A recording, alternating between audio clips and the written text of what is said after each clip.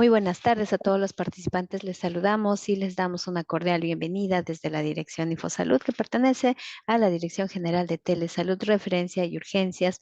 Bienvenido a todo el personal nuevamente a la telecapacitación del día de hoy con el tema diagnóstico precoz del cáncer infantil, que estará a cargo de la doctora Cintia Gutiérrez Chira. Ella tiene la especialidad de oncología pediátrica de la Universidad Cayetano Heredia, es médico oncóloga, pediatra del Hospital Nacional Cayetano Heredia y del Instituto Nacional de Enfermedades Neoplásicas. Entonces vamos a dar iniciada esta telecapacitación. Doctora Cintia Gutiérrez Chira, muy buenas tardes, es un privilegio tenerla con nosotros. Bienvenida y adelante, la escuchamos. Gracias por la invitación al equipo de InfoSalud, Telesalud, Telemedicina, de los hospitales, tanto Hospital Nacional Cayetano Heredia. Gracias por invitarme porque el día de hoy es un día importante para todos los que trabajamos en el área de oncología pediátrica. Se celebra la fecha del Día Internacional de la Lucha contra el Cáncer Infantil. Y este tema, tratar el diagnóstico precoz del cáncer infantil, es muy importante, sobre todo porque no muchas personas y sobre todo diferentes especialidades a nivel de personal de salud están familiarizados con lo que es cáncer infantil. Voy a comenzar un poco a la agenda acerca de lo que vamos a tratar el día de hoy, acerca de los temas de definición, situación mundial y en el Perú, etiología, factores de riesgo, signos de detección precoz que son muy importantes, tratamiento y tipos de cánceres más frecuentes. En cuanto a la parte de definición de cáncer, para que tengamos una idea, en este caso la definición de cáncer, lo que voy a hacer es un proceso de crecimiento y diseminación no controlado de células malignas en cualquier tejido u órgano. Eso es generalmente el principio de cáncer, ¿no? Que puede manifestarse con los mismos síntomas de otros procesos frecuentes. Por eso es que a veces es un poco difícil el diagnóstico al inicio, porque no siempre se sospecha de primera instancia, ¿no? No se puede prevenir, esto estamos hablando específicamente del cáncer infantil, ¿no? Y el cáncer infantil es la tercera causa de mortalidad a partir del primer año de vida, después de los cuadros infecciosos, las enfermedades congénitas y accidentes en general que ocurren en nuestros pacientes. En cuanto a la parte de la situación mundial, en este caso, vamos a ver que es una enfermedad rara en niños, si bien es cierto, pero la prevalencia durante estos últimos años ha tomado más acogida, ahora que estamos, ¿no? La incidencia media anual, en este caso, en Europa, la incidencia media anual en Europa es de más o menos 140 casos, ¿no? Por niños. En Estados Unidos la incidencia estimada fue de más o menos 1.57 por 100.000 niños en el 2014, con aproximadamente 5.960 nuevos casos diagnosticados y representa más del 12% de todas las causas de muerte en el mundo. Por eso es que es muy importante. Si bien es cierto, se presenta tanto en los países en desarrollo como en los países subdesarrollados, obviamente, ¿no? ¿Y cuál es la situación en el Perú en este caso? En este caso, la situación en el Perú a nivel nacional en cáncer infantil ocupa un 4% de las enfermedades en edad pediátrica. Es muy importante, si bien es cierto. Según un registro de cáncer de Lima Metropolitana, generalmente entre los años 2010 y 2012, nos dice que la tasa de incidencia fue de más o menos 15.3 por 100.000 pacientes en la edad pediátrica, que ocupa del 0 a 14 años. De todos estos niños, digamos que sean 1.600 entre niños y adolescentes de cáncer al año, 56% corresponde a varones y un 44% a mujeres. O sea, hay ligera predominancia en varones, pero no necesariamente ese es para todos los tipos de cánceres, ¿no? Y la leucemia va a ser el cáncer común, el cáncer más común, generalmente es el mucho más frecuente, seguido de los tumores cerebrales, el retinoblastoma y el linfoma, en nuestra situación en el Perú.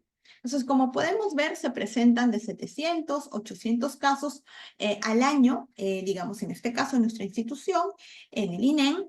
La mayoría de estos casos de cáncer infantil provienen de provincias, generalmente más casi un 70%, hasta un poco más, provienen. De cuanto a la parte de las regiones, generalmente, sobre todo para los tipos de leucemia, que es el cáncer más frecuente, lo que sí hemos notado es que provienen generalmente de la región del norte, ¿no? Y obviamente también hay un gran grupo que viene de la selva, en este caso, para los otros tipos de tumores, ¿no? De 30 a 60% acuden con una enfermedad avanzada y generalmente eso es lo que vamos a ver después, más adelante. Esta enfermedad avanzada se debe a diferentes factores y uno de los cuales es el retraso al diagnóstico, obviamente, al retraso en cuanto a tener un diagnóstico presuntivo, si bien es cierto, o si bien es cierto que no se sospechó al inicio, ¿no? Y generalmente a veces demoran bastante en llegar a este diagnóstico, más de 3 meses, muchos que vienen del interior del país para poder tener un diagnóstico definitivo de cáncer. Y alrededor, después del 20% de todos estos pacientes que tenemos con diagnóstico de cáncer, obviamente van a abandonar tratamiento y ese es un punto importante que tenemos que ver. ¿Ya? Luego, de acuerdo a la distribución de unas neoplasias malignas en la infancia, en los niños de 0 a 14 años, como podemos apreciar en este registro de la población de Lima metropolitana, la gran mayoría, en este caso abarca casi un 40 hasta un 50% en algunos casos, son las leucemias, que es el cáncer infantil más frecuente. Luego de eso tenemos en segunda instancia los tumores del sistema nervioso central. Luego tenemos a los linfomas y seguidamente, obviamente, ahí vienen en menor proporción los otros tipos de tumores sólidos en general. En cuanto a la sobrevida, si hablamos de una sobrevida de 5 años en general, las leucemias, digamos, tienen una buena sobrevida, pero esas son las leucemias idealmente que son de bajo riesgo, leucemias que son tratadas, digamos, precozmente, ¿no? Se les hace el diagnóstico precoz y obviamente tienen una buena adherencia al tratamiento, ¿no? Y esto generalmente, igual este rango de sobrevida a los 5 años, generalmente se va a ver sobre todo en países desarrollados, en los cuales las leucemias tienen una sobrevida de hasta un 90-95%, ¿no? En el caso de nuestra realidad, ¿no? En el Perú, generalmente estos tipos de leucemias, incluso el pronóstico va a depender de los tipos de leucemias y podemos llegar hasta casi un 80% en general, ¿no? 85%. En cuanto a la etiología, no se tiene una causa conocida, ¿no? Las medidas de prevención en el cáncer, en este caso en los niños, se van a centrar en comportamientos que van a impedir más adelante, cuando sean adultos, puedan sufrir de cánceres prevenibles. Y en este caso vamos a hablar un poquito de factores de riesgo. Y generalmente 10% de estos niños van a padecer de cáncer, que tienen cáncer, tienen una predisposición genética, ¿no? Entonces, ¿cuáles son estos factores de riesgo en este caso? En algunos casos, radiación, es decir, algún niño pudo ser expuesto a rayos X durante el embarazo, ¿no? Pero lo otro que se conoce son infecciones crónicas. Algunos niños pueden presentar o han padecido en algún momento infecciones crónicas. Hablamos de virus de Epstein-Barr, VIH, la hepatitis B, la hepatitis C o el VPH, ¿no? Algunos químicos plaguicidas han sido relacionados al posterior desarrollo, en este caso de leucemia, de linfoma no-Hodgkin, neuroblastoma. El tabaco durante el embarazo también ha sido relacionado a algunos tumores del sistema nervioso central. Y en el caso en el alcohol, en el embarazo, ha sido asociado a tumor de Wilms y neuroblastoma. En cuanto a la parte genética, que también es importante, si bien es cierto, sí hay ciertos tipos de tumores que tenemos sí una predisposición genética, incluso se han hallado genes, ¿no? Predisponentes en estos pacientes, ¿no? En cuanto al retinoblastoma y el tumor de Wilms bilateral. Y obviamente algunos síndromes, es decir, si un niño tiene síndrome de Down, podrá tener un riesgo, en este caso, de desarrollar leucemia durante su vida, y si un niño tiene diagnóstico de neurofibromatosis, podrá desarrollar tumores del sistema nervioso central. Ahora vamos a hablar de detección precoz, que es muy importante. En cuanto a la importancia de la detección precoz, es ¿por qué? Porque la necesidad de este diagnóstico precoz de un cáncer infantil es vital para nosotros, sobre todo a los que trabajamos con pacientes oncológicos, porque le va a permitir al niño tener mejores oportunidades de curarse, mientras más temprano se detecte, ¿no? Va a mejorar el pronóstico, obviamente, porque le vamos a poder dar un tratamiento adecuado a tiempo y obviamente la parte del riesgo o la enfermedad demasiado avanzada no se llega a desarrollar en ese punto, ¿no? Y va a disminuir obviamente la mortalidad, las secuelas posteriores, hay menor número de complicaciones porque obviamente se les detecta en un estadio mucho más precoz y va a permitirme un inicio rápido de tratamiento. Por eso es muy importante la detección precoz. Entonces, como podemos apreciar acá, en cuanto a los diferentes, en este estudio que se hizo de factores asociados a la latencia del diagnóstico del cáncer infantil en el Perú, generalmente en todo esto que se vio, había una mediana de tiempo de diagnóstico de más o menos unos 107 días, ¿no? Y este estudio que demostró que la identificación de casos generalmente, sobre todo en nuestra situación del Perú, se realiza en estadios avanzados, pero es que obviamente tenemos pacientes con peor pronóstico, enfermedades más avanzadas, ¿no? En estadios más avanzados. ¿Y qué implica esto, no? Peor pronóstico y mayores problemas con el manejo, porque obviamente el manejo va a ser ya en este caso con múltiples especialidades, un manejo, digamos, un abordaje mayor para esta enfermedad avanzada, ¿no? Como vemos acá en el diagrama, obviamente entre estadio 3 y 4 era la mayor cantidad de pacientes que se diagnosticaban de cáncer infantil. Y obviamente la sobrevida, mientras más avanzado esté el estadio del cáncer o del tumor, va a ser mucho menor, ¿no? Y esto es importante, factores que influyen al retraso del diagnóstico, que también se hizo, digamos, cuáles son, o se trató de ver cuáles son estos factores. Siempre es importante y hay tres brazos que hay que entender. No todo es que hay un retraso en cuanto a la parte, digamos, del personal de salud, porque generalmente lo que siempre se ve. Hay una tarea familiar que es importante y en este caso la tarea del familiar es siempre reconocer el primer síntoma. Cualquier cosa anormal que ve en su niño, pues obviamente tiene que llevarlo a un centro de salud más cercano, algún personal de salud, para que lo examine. Y generalmente ahí se ve implicado sobre todo los lugares o los centros de salud, en este caso del primer nivel de atención, que es muy importante, ya sea que haya pediatra en ese lugar o médicos generales, por eso es que es súper importante conocer este tipo de signos y síntomas del cáncer infantil, ¿no? El segundo es la primera consulta médica, ¿no? Desde el primer síntoma, en la primera consulta médica, pasa bastante tiempo, sobre todo porque hay padres, obviamente, que no están cerca, o sea, no hay lugares o centros de salud muy cerca al lugar donde viven, es lejos, obviamente, por el entorno familiar, el entorno social, a veces incluso no van de frente en primera instancia al médico, sino usan otro tipo de tratamiento, ya sea naturales o otras cosas, obviamente por la parte social, para evitar ir a la primera consulta médica y ahí se demora la primera forma, ¿no? En este caso, la tarea del familiar ahí es muy importante porque depende de la diversidad de síntomas de las diferentes neoplasias, la consulta tardía de los padres y las características biológicas del tumor.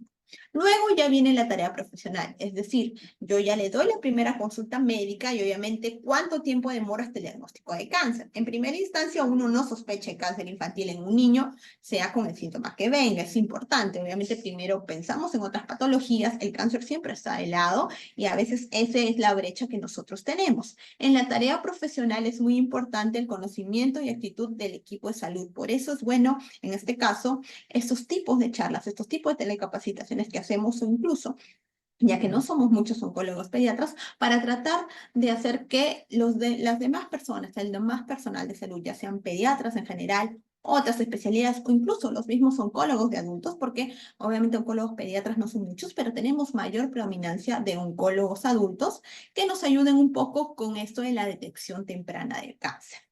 Y luego la tercera brecha en este caso sería la tarea institucional. Y eso significa el inicio del tratamiento antineoplásico en este caso. ¿Qué significa? Desde que yo le diagnostico cáncer hasta que empiezo el tratamiento antineoplásico. Y esa tarea institucional depende de características, en este caso el hospital, donde va a ser estudiado y es tratado la niña o el niño. Me refiero a qué? Porque muchas veces toda esta brecha se queda en diagnóstico del cáncer como tenemos en nuestras instituciones, y en esos centros de salud, o ya sean hospitales generales en el interior del país, o incluso estando en mismo Lima, hasta derivarlo a un centro especializado, en este caso, que son eh, algunos, no son muchos, los centros especializados para el tratamiento del cáncer y para el inicio de quimioterapia, demora también una brecha importante, ¿no? Luego, acá también es súper importante cuáles son los signos de alarma.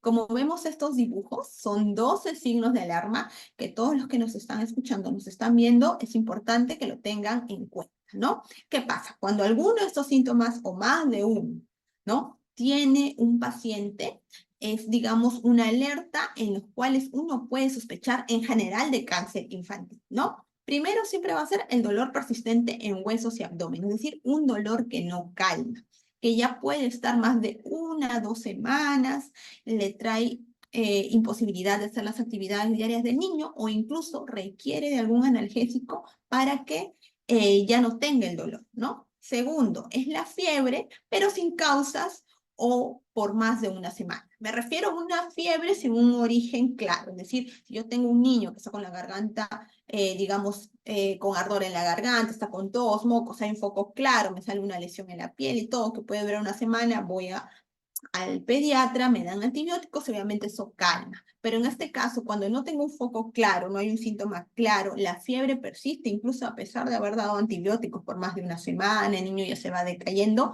eso es un signo de alerta importante para cáncer infantil.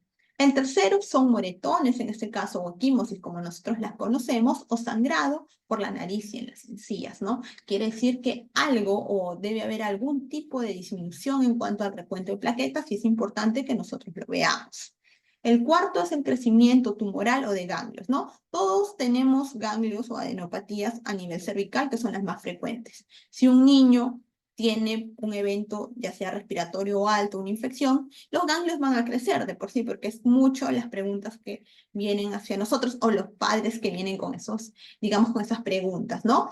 Eso pasa el proceso respiratorio y el ganglio baja. Nos referimos a este crecimiento tumoral de un ganglio que no duele, es un ganglio grande, puede ser incluso más de 2 centímetros, ¿no? O más de 2 yemas del dedo, en este caso, y que le llame la atención por bastante tiempo. Tienen que acudir a digamos, al pediatra para que los evalúe, para luego poder derivarlos. Quinto es la mancha blanca en el ojo cuando le da la luz, ¿no? Y esto hablamos específicamente de un tipo de tumor que es el retinoblastoma, ¿no? Eso ocurre en niños pequeños, aunque en niños un poquito más grandes también puede suceder. El sexto es el cansancio fácil, palidez y anemia súbita. Los niños son súper activos, la mayoría de veces corren, saltan, juegan. Cuando un niño no está acostumbrado a hacer eso, se ve una disminución en su actividad física, hay cansancios, palidez, algo no lo nota bien el padre, pues tiene que acudir al centro de salud. Séptimo es la pérdida de peso. Obviamente, pérdida de peso sin una causa aparente. Octavo es la sudoración abundante sin causa alguna, ¿no? Me refiero sobre todo a una sudoración profusa en las noches que nos podría ser un síntoma de linfoma, ¿no? El noveno es un abdomen que crece rápidamente, es un abdomen que está grande e incluso algunos padres pueden notar algún tipo de tumoración en esa zona del abdomen. Es importante que se evalúe. El décimo, infección que no mejora, es decir, infecciones a repetición que no mejoran, les doy tratamiento antibiótico, al año pueden tener unas 4 o 5 infecciones, obviamente de moderadas incluso, a severas, y eso es algo que nos llama la atención porque puede haber algún tipo de disminución en cuanto a la parte inmune, ¿no? El onceavo, dolor de cabeza y vómitos por la mañana por varios días, e incluso este dolor de cabeza es tan fuerte que lo despierta en la noche el niño. Y eso nos puede hacer sospechar de incluso presencia de tumores cerebrales. El doceavo, picazón en todo el cuerpo sin lesiones en la piel aparente. Es decir, no tengo ninguna lesión en la piel, el niño le pica mucho el cuerpo. Entonces, acá tenemos algunas imágenes. La primera es estas equimosis que yo hablaba, o moretones en miembros inferiores, como ven así. Un niño que viene con esos moretones a la consulta, de inmediatamente hay que tener la alerta que podría ser una leucemia. En la figura 2 vemos esta leucocoria en el ojo izquierdo o la mancha blanca, ¿no? Esto es muy importante, generalmente en el examen físico, sobre todo de un niño pequeño, cuando va a su control de niño sano. Y lo otro es un aumento de tamaño de la cadena ganglionar cervical. Obviamente es un ganglio grande o un conglomerado de ganglios en una zona que puede ser entre dura, no dolorosa. Eso nos podría hacer sospechar de un linfoma, ¿no? La presencia de esta masa abdominal cuando lo palpan, cuando lo bañan, cuando lo cambian al niño o el abdomen que crece progresivamente es importante, sobre todo en pacientes en edad escolar, ¿no? ¿Por qué? Porque esto podría ser algún tipo de tumor de Wills, tumor renal o un neuroblastoma. Y presencia también de una masa localizada en alguna parte del cuerpo específica. Por ejemplo, acá es un miembro inferior derecho y ahí podríamos estar sospechando de osteosarcoma. El tratamiento. El tratamiento en cuanto a cáncer infantil es fundamental, primero, contar con un diagnóstico correcto para poder dar un tratamiento adecuado para el tipo de cáncer y el grado de extensión que tuviera desde que se le diagnostica. Los tratamientos generalmente, y lo que habrán escuchado, es cáncer infantil, obviamente está asociado a quimioterapia, ¿no? Que es lo que generalmente nosotros usamos. Pero también hay otros tratamientos, está la cirugía, está la radioterapia, dependiendo del tipo de tumor y el estadio en su momento, ¿no? Y los niños que terminan el tratamiento, incluso después de haber completado, van a necesitar siempre una atención continua, seguimiento. ¿Por qué? Porque a pesar de haber controlado un cáncer, como nosotros lo llamamos, siempre puede haber el riesgo de recurrencia, es decir, que la enfermedad pueda regresar, porque son enfermedades agresivas. Y obviamente vigilar la toxicidad del tratamiento, porque la quimioterapia es un tipo de tratamiento, obviamente, que tiene cierta toxicidad para poder tratar esos tumores o leucemias, en este caso neoplasias hematológicas, y que a la larga puede haber algún efecto, ¿no? Y aparte, obviamente, dentro de todo eso, es el seguimiento del desarrollo físico y cognitivo del niño, ¿no? Y su estado nutricional. Ese es un equipo multidisciplinario, porque obviamente estamos dando tratamiento a un niño que está en crecimiento, ¿no? Los tipos de cánceres, voy a tratar de resumir, hay muchos tipos de cánceres, entonces, pero a la vista que nos están escuchando muchas personas, mucho personal de salud, vamos a tratar de abarcar los cánceres más frecuentes de una manera rápida, por así decirlo, para tener una noción. El cáncer más frecuente es la leucemia, es la neoplasia hematológica que se caracteriza por ese descontrol, mejor dicho, de estos glóbulos blancos, ¿no? O de estos blastos que se ponen o que se encuentran en la médula ósea. Es el cáncer más frecuente en los niños y tiene una alta curación dependiendo del estadio en cual lo cojo al niño o el riesgo de leucemia, ¿no? El síntoma generalmente van a ser rápidos y síntomas específicos. Lo que vimos anteriormente en los diferentes signos y síntomas, perdón, lo más frecuente es cansancio, dolores óseos, sudoración nocturna, fiebre, palidez también, equimosis y todo lo demás, más de una semana de evolución sin ninguna causa conocida, puedo tener una sospecha de leucemia, ¿no? La clínica, cuando yo veo al niño, va a ser un niño pálido, palidez, perdón, en piel y mucosas, va a tener petequias, equimosis, signos de sangrados anormales, incluso en nariz, epistaxis, gingivorragia, hepatosplenomegalia, el examen abdominal, las adenopatías que pueden estar generalizadas, no solo pueden ser cervicales, pueden ser inguinales o axilares, infiltración en otros órganos, es decir, esos blastos se meten a otras zonas y puede haber aumento de testículo. En cuanto si se migran o van al sistema nervioso central, me da alguna clínica neurológica, es decir, el niño puede convulsionar, el niño puede tener parálisis facial, o el niño puede tener disminución o paresia, hemiparesia de alguna otra parte del cuerpo. Afecta a los pares craneales, ¿no? O riñones, en este caso. El diagnóstico se hace con un aspirado de médula ósea y generalmente el hemograma lo que nos va a indicar es una disminución ya sea en las tres series, anemia, leucopenia y trombocitopenia. Puede haber blastos en sangre periférica, como no, también. Pero en algunos casos, en vez de tener leucopenia, podemos tener leucocitosis. Es decir, los leucocitos están mucho más aumentados, ¿no? Más de 10.000 en este caso leucocitos, ¿no? Y el tratamiento es, bueno, quimioterapia a grandes rasgos. Cuando yo tengo una sospecha, en este caso de leucemia linfoma, tengo todos estos síntomas que anteriormente ya los mencioné, palidez, astenia, fiebre, estas infecciones a repetición, adenopatías, hematomas, dolor óseo o articular. Le hago un hemograma, idealmente si en el lugar donde me encuentro una extensión de lámina periférica, Y si encuentro, en este caso, citopenias, ya sea 2 o más, o hay blastos en sangre periférica, la sospecha de leucemia es súper alta. Entonces tengo que derivarlo, en este caso, a un lugar especializado para oncología pediátrica, ¿no? Y acá también hay otras flechitas, porque algunos niños de por sí pueden presentarse con una masa mediastinal, y eso es una emergencia oncológica, o petequias hepatosplenomegalia no justificadas, ¿no? Acá podemos ver la equimosis, que aparece en el niño, o la epistaxis, ¿no? En cuanto a linfomas, que digamos es casi también una causa frecuente de cáncer infantil, es un conjunto de enfermedades malignas del sistema linfático en general. Abarca dos grupos, el linfoma de Hodgkin y el linfoma no Hodgkin. Se diferencian, ¿por qué? Porque el linfoma de Hodgkin va a tener una presentación un poquito más lenta, progresiva, son niños mucho más grandes, adolescentes, adultos jóvenes, y el linfoma no Hodgkin es mucho más súbito, la presentación más rápida, y son niños más pequeños, preescolares y escolares. Los síntomas son inespecíficos en cualquiera de los dos tipos de linfoma. Puede haber cansancio, pérdida del apetito, baja de peso, casi son parecidos un poco a la leucemia, ¿no? O fiebre más de 7 días y sudoración nocturna. La clínica, lo que yo voy a ver generalmente es estas adenopatías importantes en las cadenas cervicales, axilares, inguinales, pero obviamente son conglomerados ganglionares, como vimos en las diapositivas anteriores, las fotos, o adenopatías grandes, no más de 2 centímetros indoloras.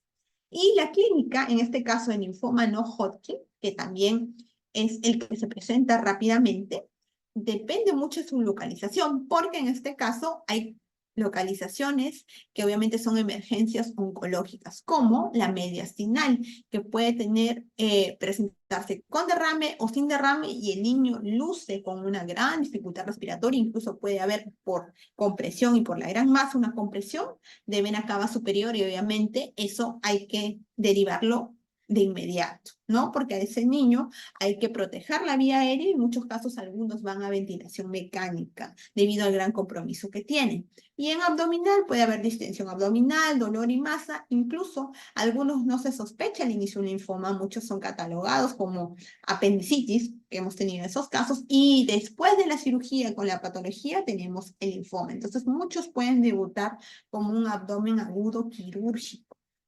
Y al examen físico, las adenopatías localizadas, generalizadas, hay hepatosplenomegalia, y también hay linfomas con una localización extralinfática, ya sea piel, huesos, sistema nervioso central. Puede haber metástasis al sistema nervioso central y a la médula, eso es muy importante. ¿Y qué cosa nos ayuda al diagnóstico? En este caso, también un hemograma, y acá también puedo tener disminución de las 3 series, anemia, leucopenia, trombocitopenia, o aumento de los leucocitos, ¿no? La leucocitosis. Y acá sí me pueden ayudar un poco las imágenes, ¿no? Es importante. Una ecografía o una tomografía, no solo para ver presencia de adenopatías poco móviles, induradas, si yo tengo una masa grande y todo lo demás, aparte puedo ver si hay zona de metástasis o zonas de conglomerado ganglionar en otra parte. Generalmente tórax y abdomen, que es lo más importante, ¿no?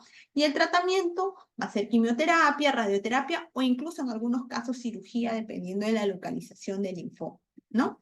Acá podemos ver un niño con una gran masa tumoral que deforma incluso la hemicara izquierda, que es sospechosa de linfoma. Y lo que les decía, en esta radiografía de tórax, digamos, un niño que viene con esta historia de síntomas, como ya lo vimos, y signos de cáncer infantil, un niño que viene con dificultad respiratoria, tiene adenopatías, yo le tomo una placa y veo esto, ¿no? Un ensanchamiento, una masa mediastina. Y eso pues es una emergencia oncológica. Y luego, por ejemplo, acá, en una tomografía es una masa mediastinal de gran tamaño en un paciente con diagnóstico de un linfoma, ¿no? Y acá es el gran conglomerado ganglionar, incluso muchos, dependiendo del tamaño, tienen hasta compromiso no solo a la movilidad, sino también, obviamente, lo que primero que hay que tratar de ver es que no haya obstrucción de la vía aérea. Eso es lo más importante. El segundo tumor en general, luego de las leucemias, es en los tumores del sistema nervioso central. Son un conjunto de tumores sólidos de la cavidad craneal y su contenido. Van a ser muy frecuentes en la infancia, pero a veces pueden aparecer a niños entre 5 a 10 años, aunque ahora vemos niños incluso muy chiquitos, hasta menores de 1 año, con presencia de tumores del sistema nervioso central. Y los síntomas van a depender de la localización intracraneal. El síntoma más frecuente, casi en la mayoría, siempre va a ser cefalea, obviamente, ¿no? Y que puede ser al inicio generalizada, intermitente, va a aumentar en intensidad y frecuencia conforme pues va viendo, bueno, vamos teniendo un efecto de compresión de este tumor del sistema nervioso central y ya dependiendo del grado del tumor y del tamaño se va a asociar vómitos, ya alteraciones de pares craneales, visuales, auditivas. Ese dolor despierta mucho al niño y es mucho más intenso en la mañana, ¿no? Entonces, en cuanto a los signos y síntomas, podemos tener alteraciones del estado mental, hay cambios en la personalidad. Hay muchos niños que a veces no tienen tanto cefalea, pero pueden venir con esos cambios de personalidad, están muy agresivos, no eran así, por así decirlo. El familiar nota algún cambio en él en los últimos, bueno, en el último mes, ¿no? Cambios súbitos de ánimo, conducta, convulsiones, alteración de la visión, de los movimientos oculares o disminución de la agudeza visual. Pero dije que también se pueden presentar tumores del sistema nervioso central. A veces los síntomas son muy inespecíficos y obviamente pueden ser catalogados con cualquier otra patología. Irritabilidad, anorexia, vómitos, pérdida o poco aumento de peso, regresión en el desarrollo, que es muy importante, y lo otro es el aumento del perímetro cefálico cuando es un bebé pequeño, ¿no? La separación de las suturas. Por eso es que esto es muy importante, sobre todo cuando hay un niño que tenga un seguimiento en control del niño sano y que ve un aumento del perímetro cefálico, ¿no? Y a veces la fontanela anterior puede palparse abombada o tensa, ¿no? Y el tratamiento también es multidisciplinario. Generalmente para tumbar el sistema nervioso central, los que son abordables quirúrgicamente, cirugía de primera instancia, luego quimioterapia y en algunos casos radioterapia, ¿no? Entonces, cuando yo sospecho un tumor a nivel del sistema nervioso central, con todos estos, digamos, tengo que ver un punto, ¿no? Si es un niño mayor de 2 años o menor de 2 años, porque a veces la sintomatología va a ser un poco diferente, sobre todo en los menores de 2 años, que es más inespecífica, ¿no? Como ya lo vimos antes. Entonces, yo con esta sospecha de un tumor del sistema nervioso central, hago una imagen. Idealmente es una resonancia magnética. Pero la resonancia magnética no está disponible a veces para todos los centros de salud, o me refiero a hospitales. Eh, en este caso, y entonces puedo hacerle una tomografía al cerebro, está más a la mano, ¿no? ¿Qué pasa? Por ejemplo, acá vemos una masa cerebral en un paciente que tiene un meduloblastoma, ¿no? En esta resonancia magnética, que vemos estas imágenes o tumoraciones en fosa posterior. Luego, una masa supratentorial, obviamente, en un paciente, este es otro tipo de tumor cerebral, un glioma de alto grado en una resonancia, ¿no? Y el retino. El retino es un tumor maligno en la retina, pero dentro de eso es uno de los más frecuentes. Generalmente se ven en niños muy pequeños o en niños menores de 3 años. Hay más casos en países de desarrollo. Y esto es importante porque si el retinoblastoma, como se presenta a menor edad, está más relacionado con antecedentes familiares de retinoblastoma. Es decir, tenemos padres con retinoblastoma que sus hijos van a presentar o probablemente puedan presentar retinoblastoma y es porque está asociado a este gen, el gen RB1, y el signo de presentación más frecuente es la leucocoria, lo que vimos en las imágenes anteriores, el reflejo blanco cuando se ilumina con una luz, ¿no? E incluso puede asociarse a estrabismo en algunos casos, que sería el segundo síntoma más frecuente de retinoblastoma. El factor pronóstico para esto, porque si bien es cierto, el retinoblastoma es una tumoración del ojo, por así decirlo, en la retina curable, o sea, se puede curar. Lo que vemos es la visión, sobrevida y la curación, porque obviamente el estadio del tumor nos va a ayudar mucho para esas tres cosas. Cuando vienen en grados avanzados y hay metástasis, sobre todo al sistema nervioso central, que es la más frecuente por continuidad, la médula ósea o el hígado. Y el tratamiento de cirugía, en este caso, que idealmente un retinoblastoma se diagnostica, se enúclea, es decir, se saca, ¿no? El ojo, ¿no? Se saca ese tumor de la retina, quimioterapia, radioterapia en algunos casos, o incluso tratamiento local, ¿no? La sospecha de retinoblastoma, leucocoria, estrabismo o incluso cambios en la agudeza visual. Y si tengo algún familiar que tiene antecedente de retinoblastoma, obviamente es más, digamos, este riesgo, ¿no? Acá como vemos la leucocoria en este pequeño y acá el estrabismo. Y lamentablemente en nuestra situación actual del Perú, A veces estos retinoblastomas, que van muy bien si se detectan a tiempo, vienen con mucha enfermedad, y como el niño que está en esa diapositiva, no es una lesión tumoral grande, gigante, por retinoblastoma, salen estos tumores exofíticos, es decir, hacia afuera, infectados, y así vienen generalmente. Entonces, esto es un estadio avanzado, y obviamente a veces muchos de ellos ya tienen metástasis al sistema nervioso central, y obviamente el diagnóstico es mucho menor para ellos. No tenemos muchas chances o muchas opciones de tratamiento en esos estadios avanzados. El tumor de Wilms. El tumor de Wilms es el tumor maligno de las células del riñón. Es el tumor más frecuente. En general, el de todos los tumores abdominales es el más frecuente. Puede estar en un lado unilateral o en ambos riñones bilateral, y ese está más asociado a alteraciones genéticas, ¿no? Es el más frecuente, el tumor renal más frecuente, generalmente en niños menores de 5 años, pero en estos últimos años tenemos incluso hasta edades posteriores, hasta los 9 años. ¿Se puede asociar a alguna malformación congénita? Sí. Y en los signos y síntomas está la masa abdominal, que generalmente es asintomático, o sea, al niño no le duele, está ahí, y el hallazgo generalmente es incidental, al bañarlo, al cambiarlo, o en, digamos, el control de niño sano, se ve que hay una masa en ese momento. Ya cuando el tumor crece un poco, ya puede haber dolor abdominal, incluso hematuria, hipertensión.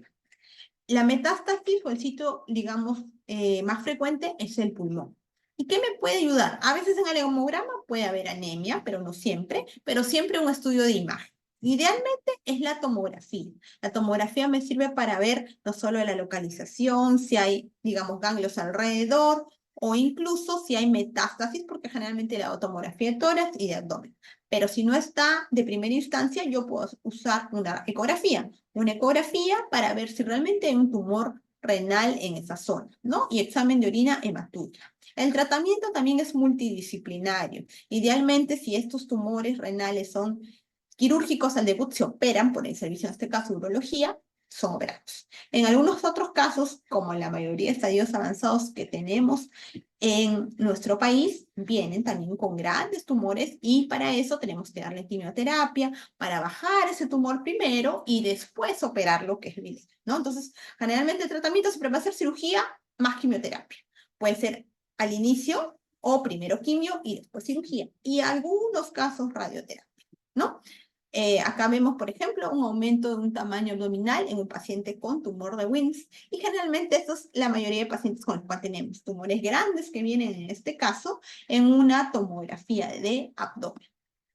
Y la metástasis pulmonar, que es la más frecuente en tumor de Wilms, es esta. Ven estas lesiones nodulares a nivel pulmonar, ya sea que pueda ser bilateral o unilateral. Generalmente esos son los estadios avanzados de tumores de Wilms, y acá vemos la lesión expansiva a nivel del riñón derecho. Perdón. Neuroblastoma. Es un tipo también de tumor sólido maligno del sistema nervioso simpático. Es más frecuente en menos de 5 años. Sobre todo este tipo de tumor es más frecuente en países avanzados, pero acá también lo tenemos.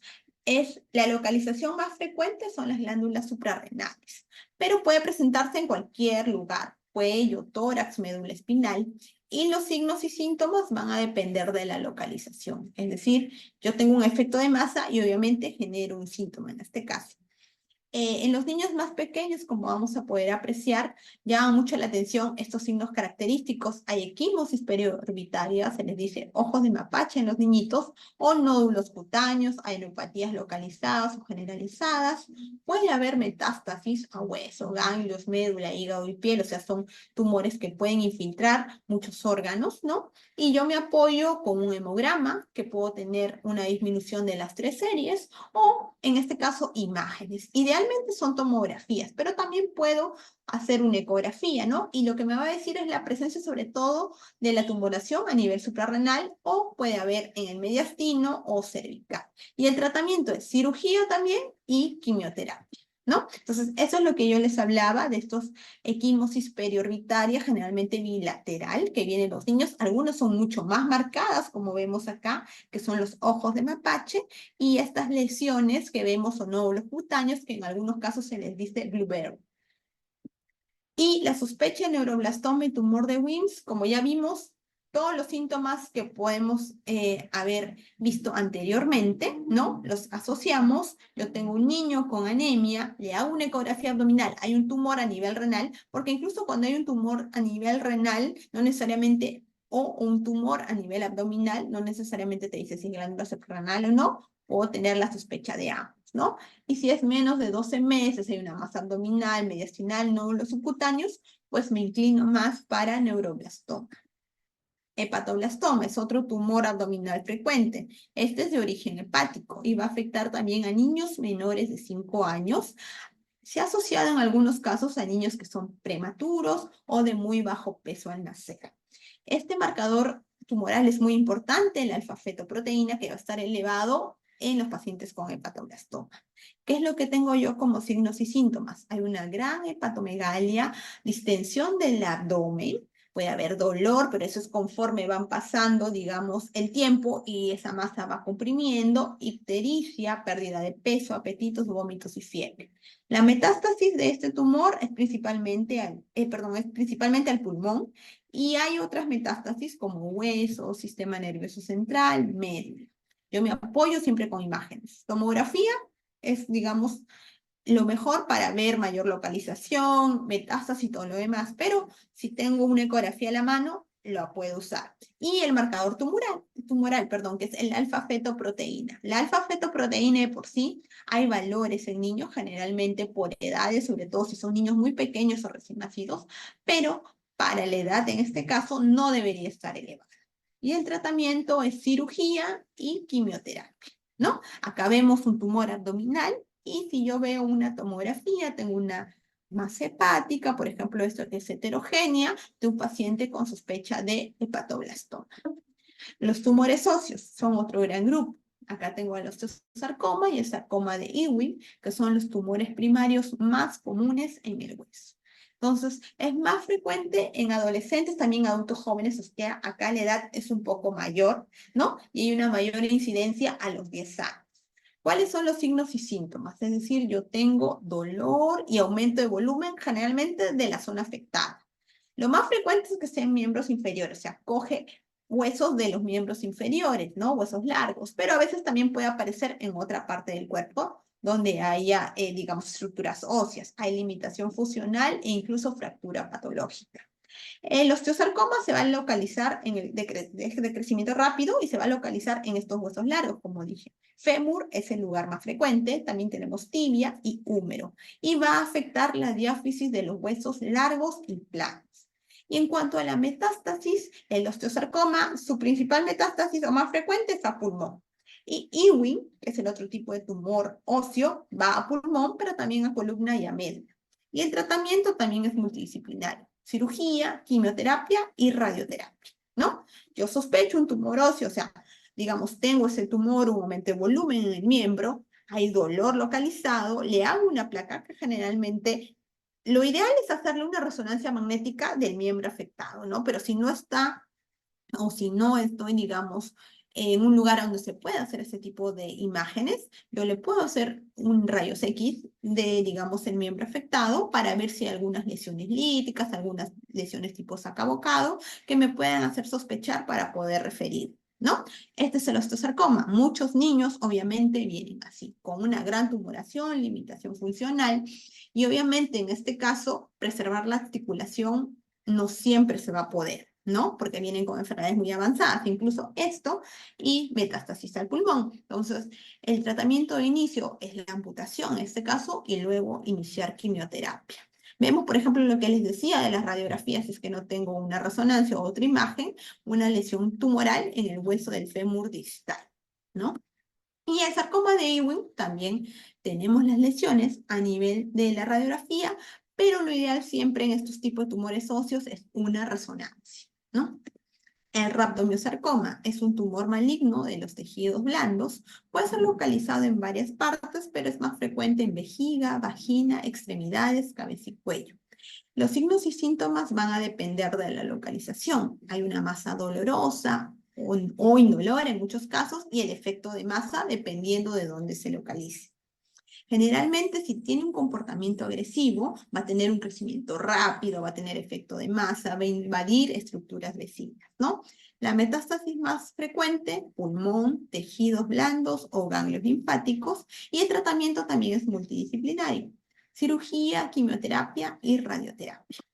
Vemos acá, esto depende de la localización. Tenemos algunos que van a estar en miembros inferiores. Para esa parte de los tejidos blandos, tenemos que protruyen a nivel del conducto auditivo, en algunos otros casos, o a nivel del introito, ¿no? Y un aumento de volumen, por ejemplo, en este niño, en una zona dorsal del pie, puede hacerme sospechar también de un rhabdomyosarcoma.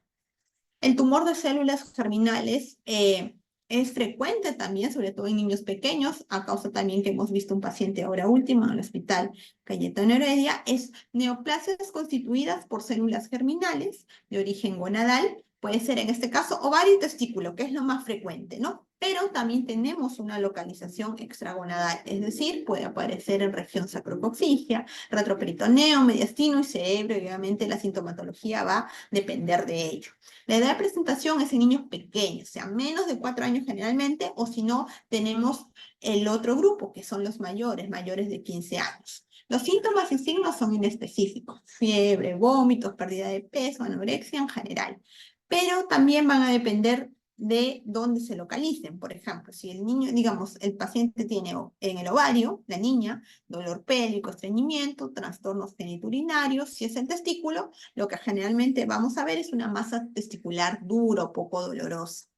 El apoyo al diagnóstico me ayuda a ecografía, en este caso pélvica, para ver cómo está, o testicular, ¿no? Para ver esta masa sólida o quística. Y acá sí nos ayudan mucho los marcadores tumorales. Y en este caso no solo es la alfa-fetoproteína, sino también la HCG, ¿no?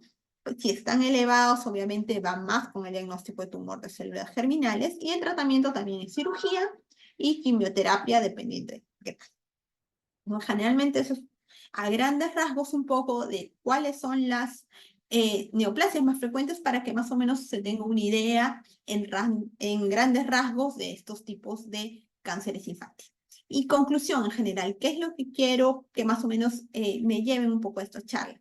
Que el diagnóstico precoz de cáncer infantil es fundamental para mejorar la sobrevida. Por eso tiene suma importancia, y sobre todo, como ya vimos los 3 pasos, tanto la parte familiar, la parte del médico en este caso, ¿no? Y la parte institucional es importante, porque muchas veces lo que tenemos es un retraso al diagnóstico, y eso va a disminuir el pronóstico del niño y no es bueno.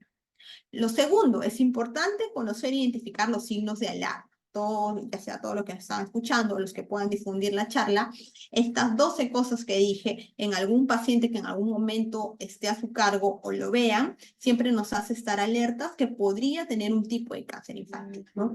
No, generalmente no se van a diagnosticar en primera instancia en un nivel de atención, en este caso de menor instancia, ¿no? De primer nivel de atención, pero nos va a ayudar mucho para poder sospechar y poder, obviamente, enviarlo al pediatra, y de ahí derivarlo a un centro oncológico, que es importante.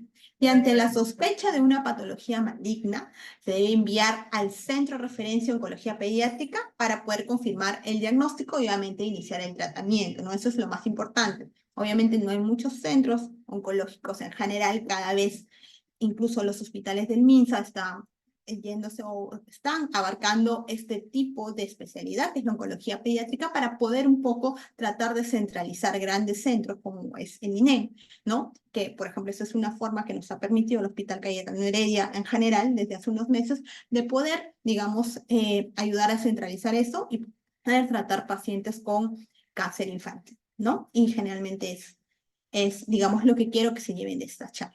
Bueno, muchas gracias. Muchísimas gracias, doctora Cintia Gutiérrez Chira, por esta excelente exposición, un tema bastante importante.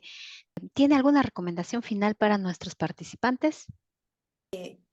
Uno, como hoy día es el Día Internacional de la Lucha contra el Cáncer Infantil, es muy importante, y es lo que de repente cada uno de nosotros como oncólogos pediatras, que no somos muchos, tratamos de ayudarnos es con los demás personal de salud. Hablo de los oncólogos de adultos, los pediatras, los médicos generales, que siempre, de todas maneras, ante un paciente, se sospeche de un cáncer infantil. Es decir, ya vimos esas 12 cosas o 12 signos y síntomas que nos hacen pensar. Entonces, yo solo tengo la sospecha, no es necesario de repente, en algunos casos, si no tengo hemograma, ecografía o alguna otra cosa, derivarlos sobre todo al pediatra. Digamos, si soy un lugar que no tengo pediatra, es un médico general o un médico de primer nivel de atención, mando al pediatra. El pediatra ve, sospecha de algo y inmediatamente lo envía a el oncólogo pediatra. O sea, prefiero o preferimos nosotros que ante cualquier cosa diferente sea referido y de ahí decir, no, bueno, esto no es cáncer o no pasó, a evitar o retrasar el diagnóstico, que es muy importante, ¿no? Para el pronóstico de los pacientes.